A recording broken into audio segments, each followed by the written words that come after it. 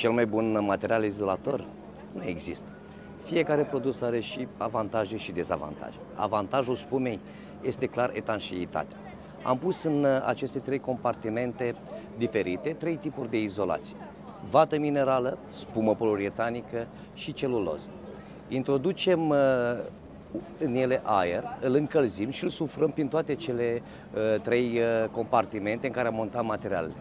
Observăm că spuma reține temperatura în interior cu cel puțin 4 grade mai mult decât celelalte materiale.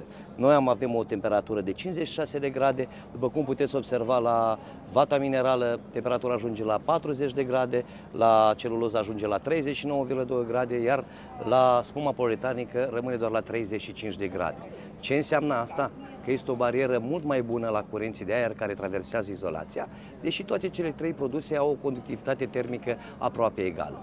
Deci ce face spuma mai bună? Vă spun eu, e mult mai etanșă.